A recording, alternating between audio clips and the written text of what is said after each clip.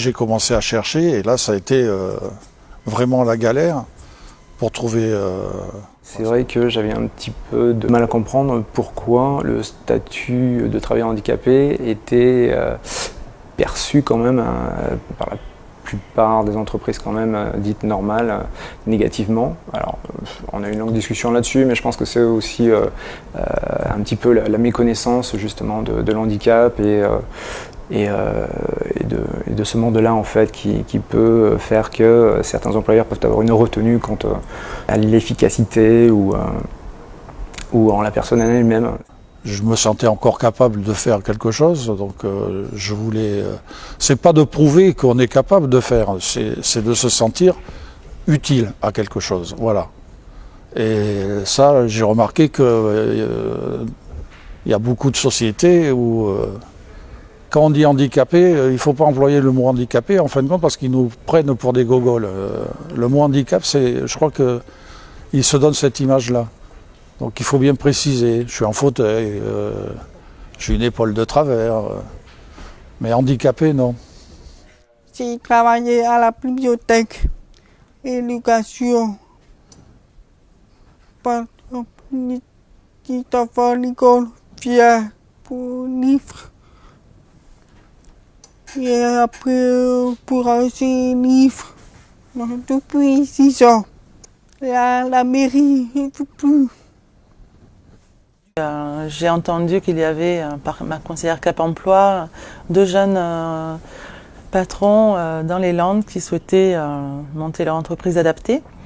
Donc elle leur a envoyé mon CV et ils m'ont contacté et j'ai passé un entretien avec eux et quelques jours après, Fabrice Abadia m'a appelé pour me dire que j'étais retenue. Donc j'y croyais pas trop et finalement, un mois après avoir travaillé en CDD, j'ai eu mon premier CDI au bout de 20 ans sur le marché du travail.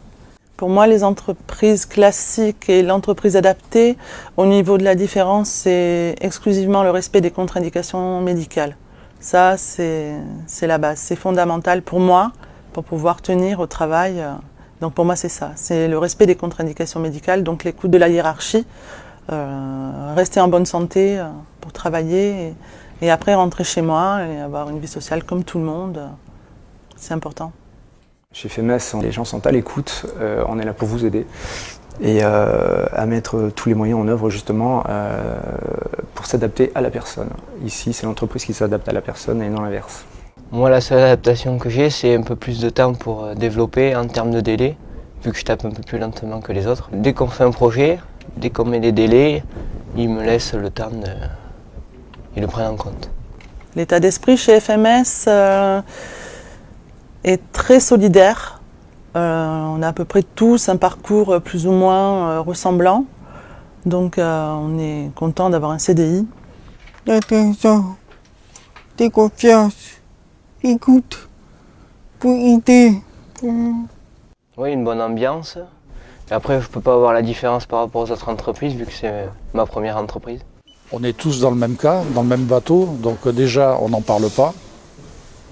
On se regarde comme des gens normaux, chose qu'à l'extérieur on ne nous regarde pas pareil. Donc voilà. Puis bon, c'est une ambiance comme une ambiance dans toutes les affaires, quoi. Il y a des heurts, il y a des rigolades, voilà. Truc classique. C'est pas parce qu'on est handicapé qu'on est différent. Hein.